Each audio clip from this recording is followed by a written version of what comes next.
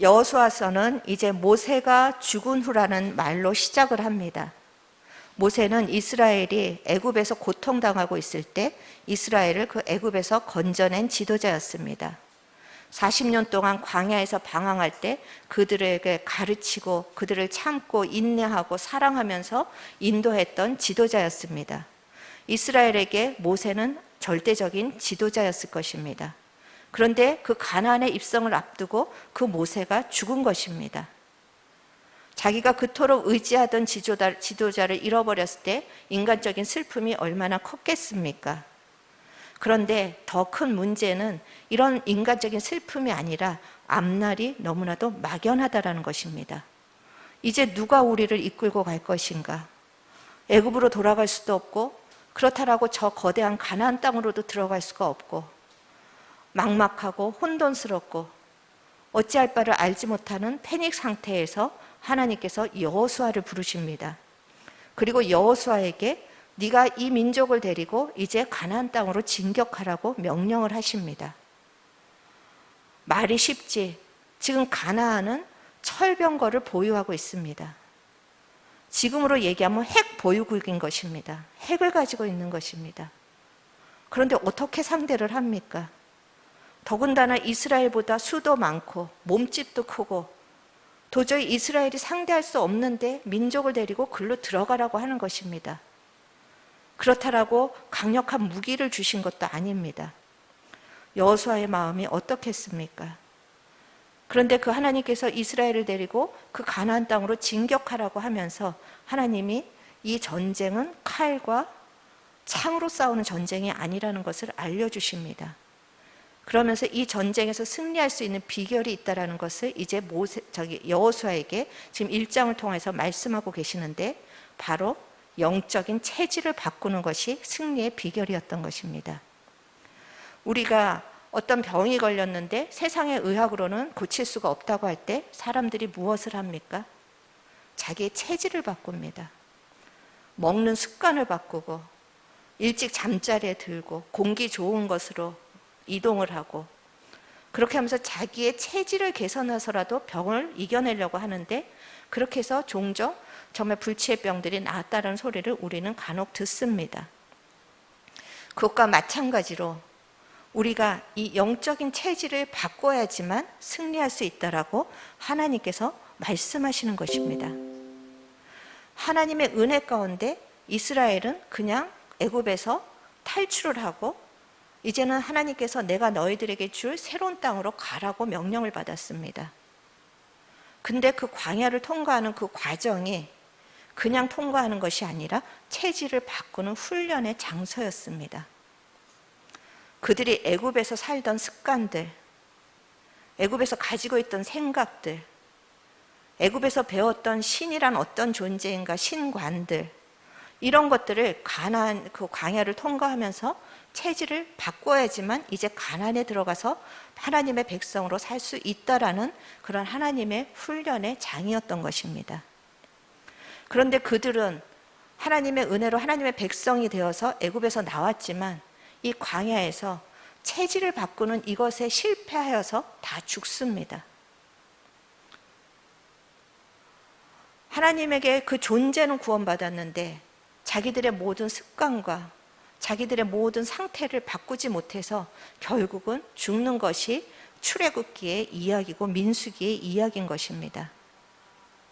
마찬가지로 우리는 예수 그리스도로 인하여서 이미 구원을 얻은 하나님의 자녀입니다. 그런데 우리의 존재는 이렇게 바뀌었는데 이제 하나님의 자녀답게 살아야 되는 영적 체질을 우리가 바꾸지를 못한 것입니다.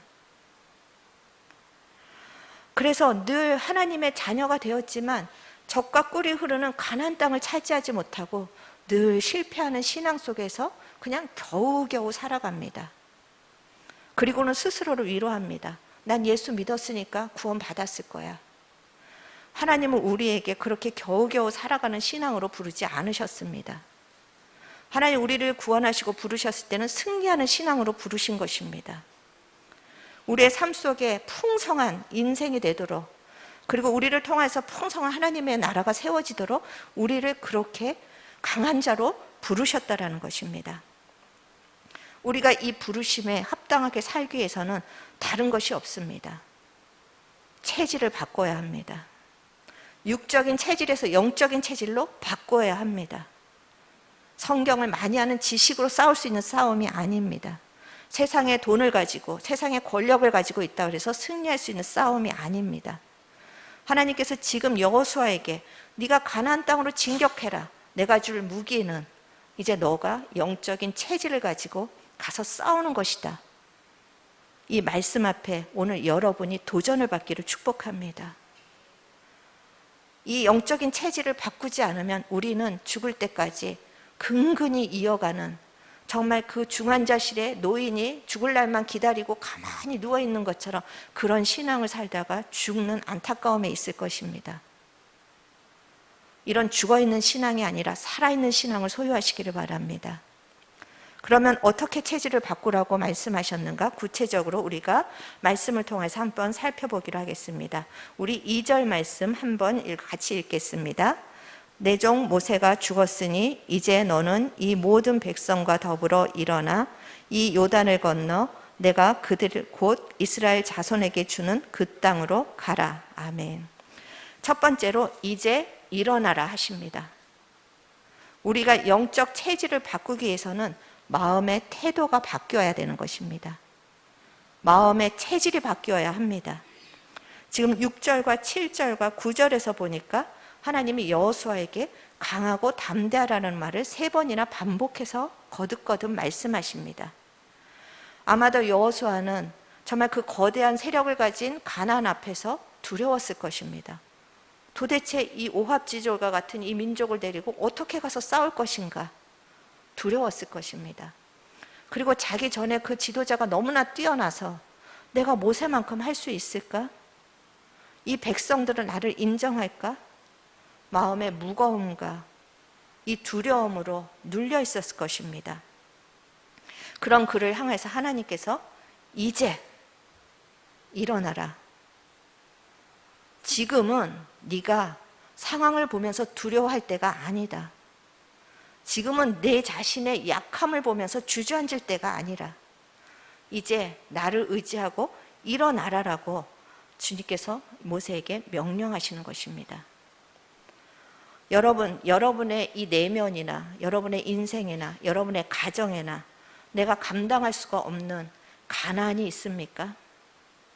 보기에 너무나도 두려운 가난이 있습니까?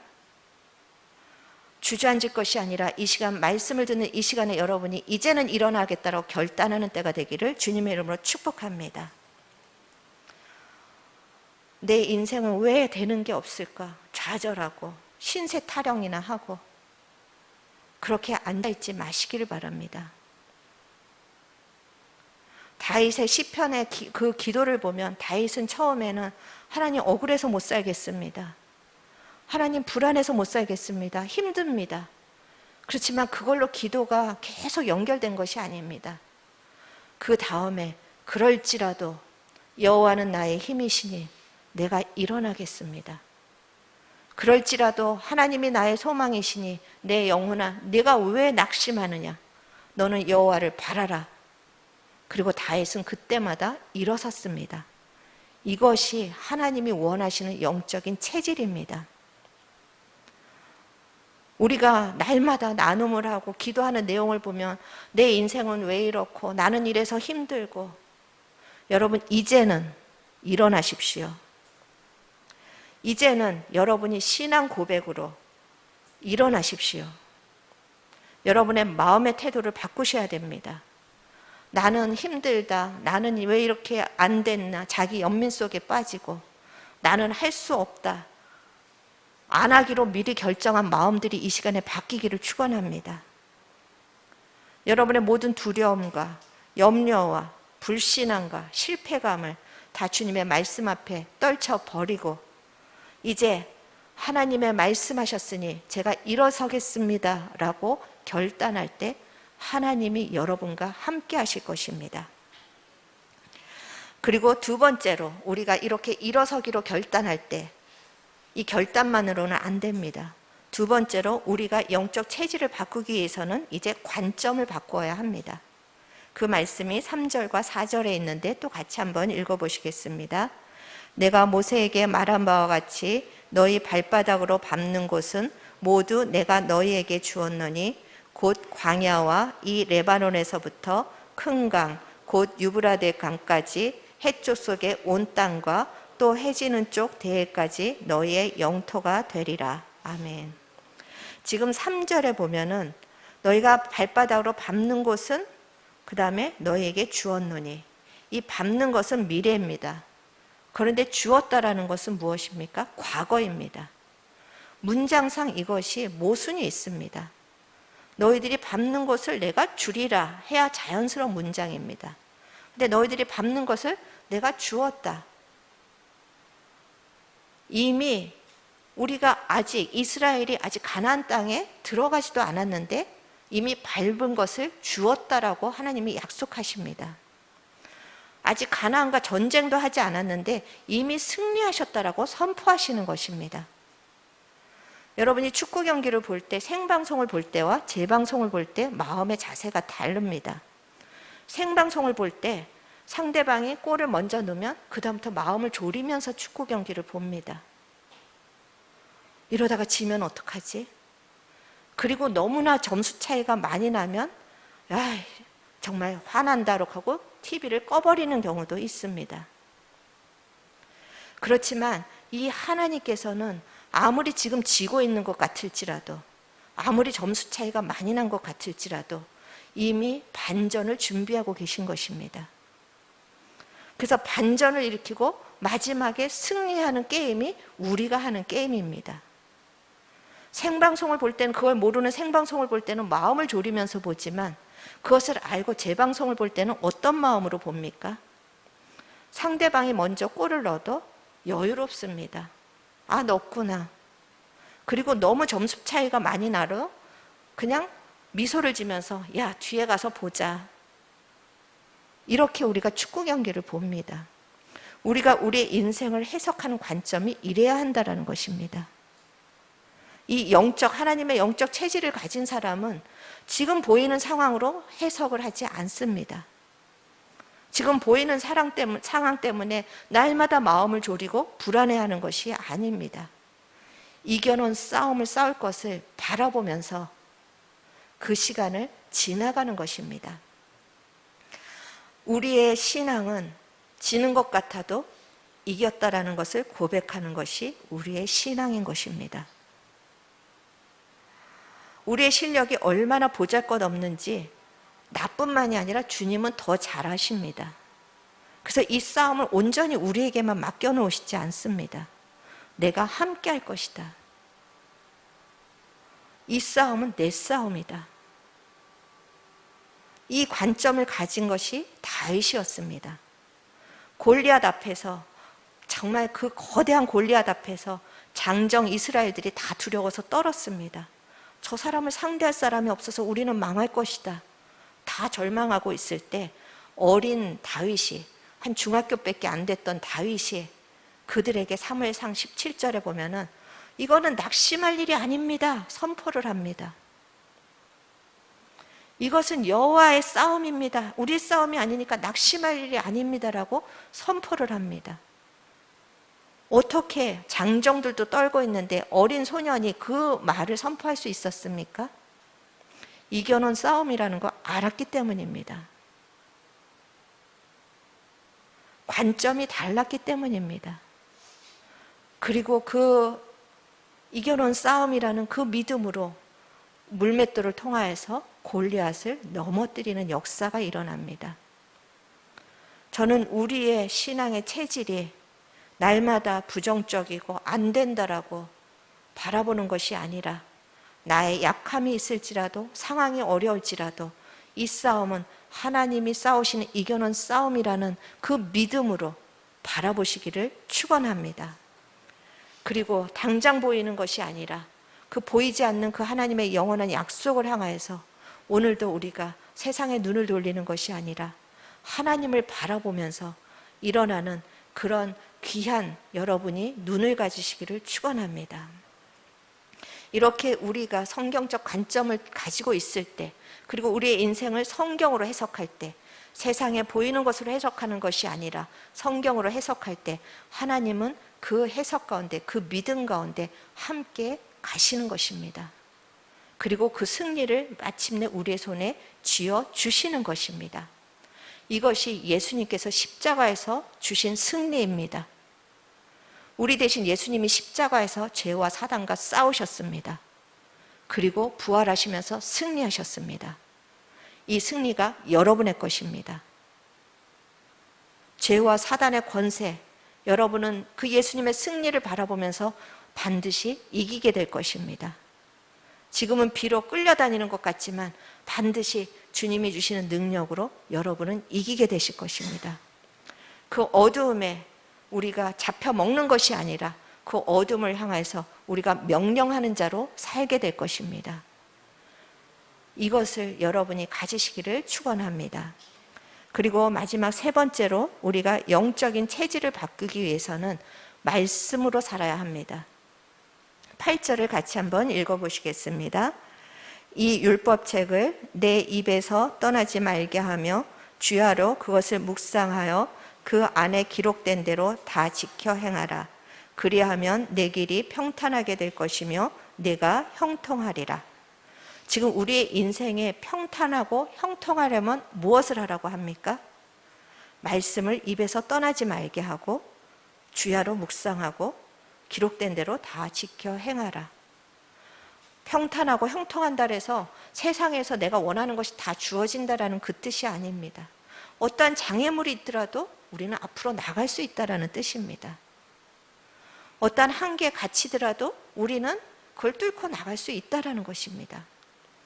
그렇기 때문에 우리가 이 세상을 살아갈 때 승리의 비결은 다른 것이 아니라 말씀이 우리를 지배하도록 허락하는 것입니다. 속담에 말이 씨가 된다는 말이 있습니다. 믿지 않는 사람들도 이 말이 우리의 미래를 심는 씨앗이라는 것을 알고 있었습니다. 그러니 그런 속담이 나오지 않았겠습니까? 하물며 예수님의 이름에 권세를 가진 우리가 하는 말이 얼마나 강력하겠습니까? 여러분은 이 강력한 입술의 권세를 가지고 무엇을 심고 계십니까? 여러분이 하루 종일 이야기하는 것을 한번 녹음해서 들어본다고 생각해 보십시오. 어떤 말을 심고 있고 어떤 말로 이 입술의 권세를 사용하고 계십니까? 여러분이 부정적인 말을 할 때 힘을 얻는 것은 귀신밖에 없습니다. 그것은 우리의 인생을 파괴하는 것이기 때문에 귀신이 제일 좋아하는 것입니다. 여러분이 삶의 돌파를 원한다면, 진정한 승리를 원한다면 입술의 체질이 바뀌기를 축원합니다. 여러분의 입술에 말씀의 언어를 풀어놓으십시오. 여러분의 입술에 저주 대신 축복을 풀어놓으십시오. 불평 대신 감사와 찬양을 풀어놓으십시오. 여러분의 입술에 염려 대신 기도로 풀어놓으십시오. 이것이 우리의 삶의 승리의 비결이라는 것입니다. 그런데 이렇게 입술이 바뀌기 위해서 또 해야 될 것이 우리의 생각을 바꾸는 것입니다. 그래서 주야로 말씀을 묵상하라. 이 묵상하라는 것은 주야로 그 말씀이 어떠한가 생각하고 내 삶 속에는 어떻게 적용될 수 있을까 계속 하나님의 말씀을 우리가 생각하는 것입니다. 이 생각이라는 것은 내가 하는 것 같지만 사실은 내 생각이 아닙니다.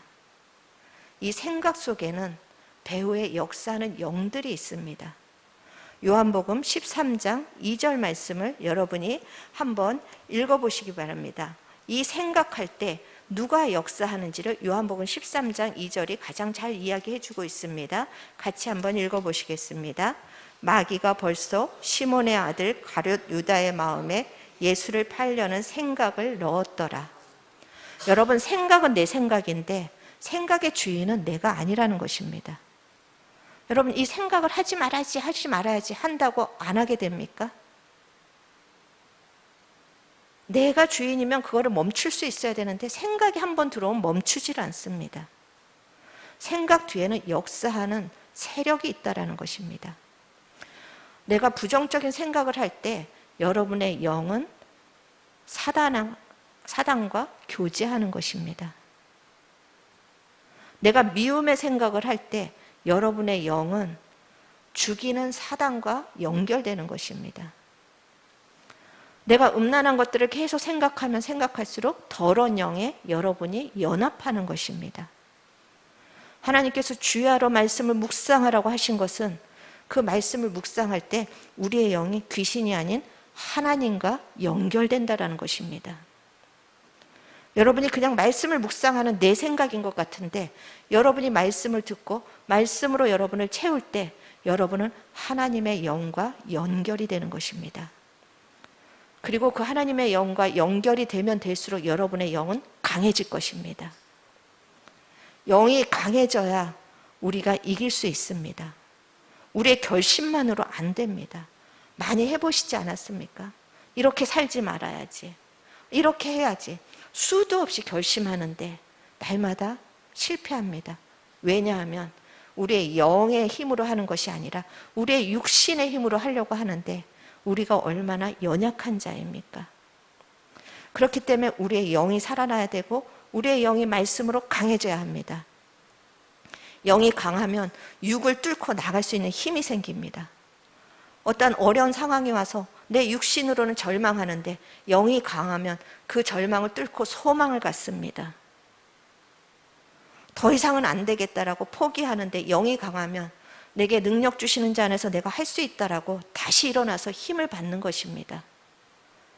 우리가 말씀을 묵상하는 거 자꾸만 어떤 숙제처럼 생각하는데 이 말씀을 듣고 내가 말씀을 묵상할 때 여러분의 내 영이 살아나는구나, 내 영이 지금 채워지고 강해지는구나, 그런 믿음을 가지고 말씀을 대하시기를 바랍니다.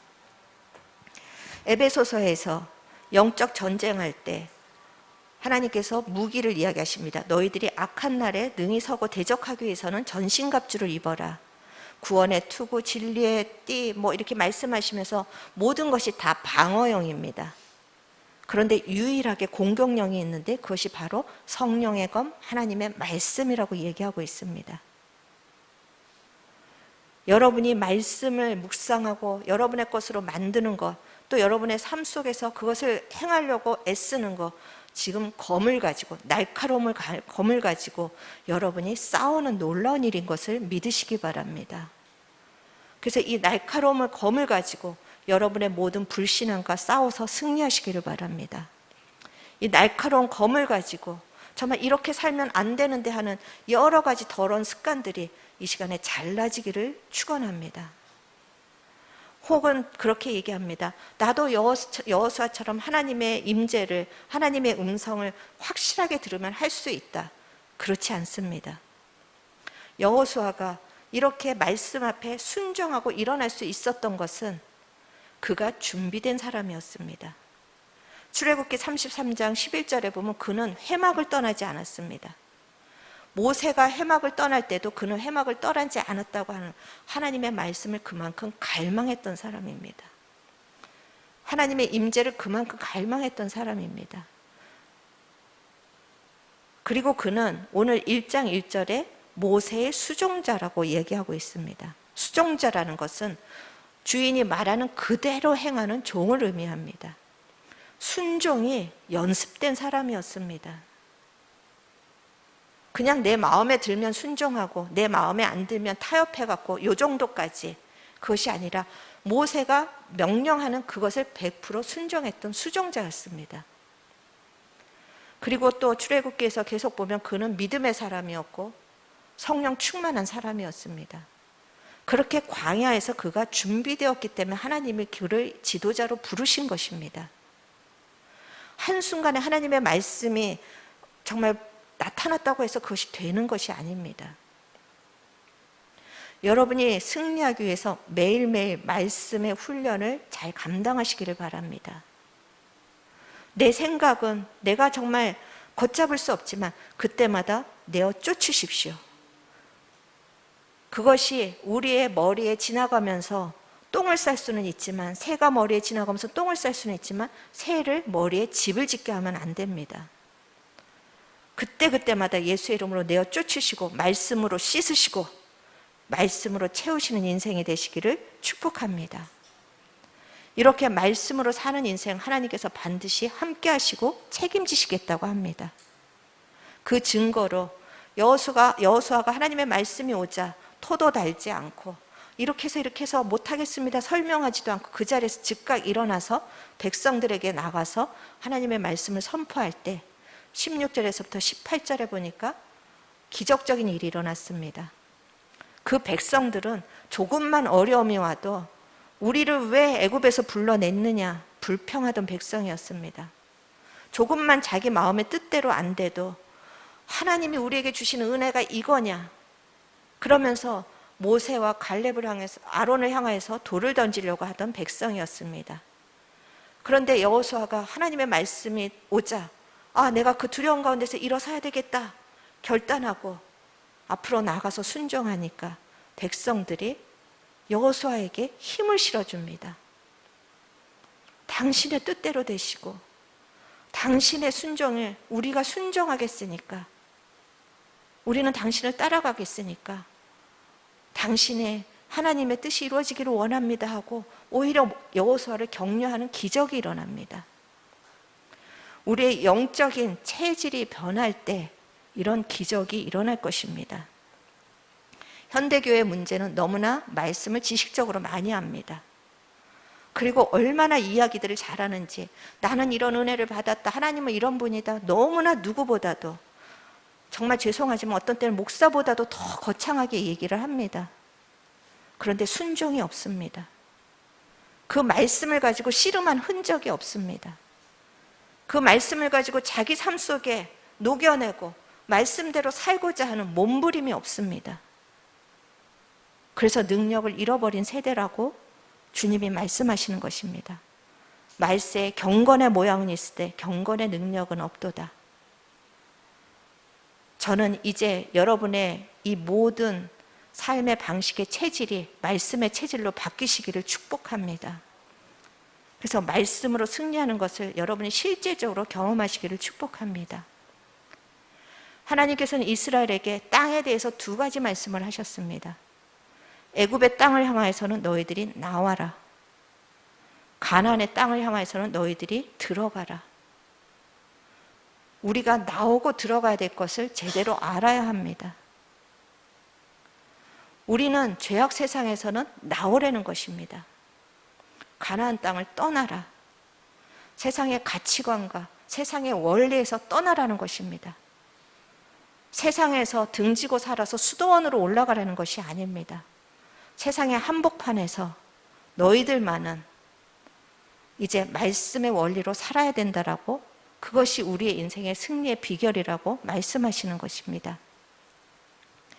이제 여러분은 광야의 신앙에서 가나안의 신앙으로 전환하시기를 축복합니다. 광야에서 늘 패배하고 겨우겨우 살아가다가 손에 쥐는 것도 아무것도 없는 그런 정말 무늬만 크리스찬, 이름만 크리스찬이라는 그런 인생이 아니라 여러분이 이제 약속의 땅을 향하여서 이 영적인 체질을 새롭게 하셔서 그것을 차지하시는 여러분이 되시기를 축원합니다. 할 수 없다, 안 된다, 이제 더 이상 그 마음에 머물러 계지 마십시오. 나는 힘들다, 나는 불쌍하다, 이제 거기서 떠나십시오. 그리고 나는 내게 능력 주시는 자 안에서 내가 할 수 있다라고 일어서십시오. 잘못된 입술의 습관을 이제 바꾸십시오.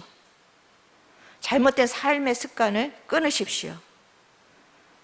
그리고 한 걸음이라도 순종의 발걸음을 옮겨보십시오. 이렇게 여러분의 체질이 바뀔 때 여러분의 인생의 영의 흐름이 바뀔 것입니다. 어둠의 흐름들이 빛의 흐름으로 바뀔 것입니다. 죽음의 흐름이 생명의 흐름으로 바뀔 것입니다. 이 영적인 흐름이 새로워질 때 하나님이 일하십니다. 이제 여러분이 이 영적인 체질로 내가 이제 가난의 인생을 살기를 원합니다.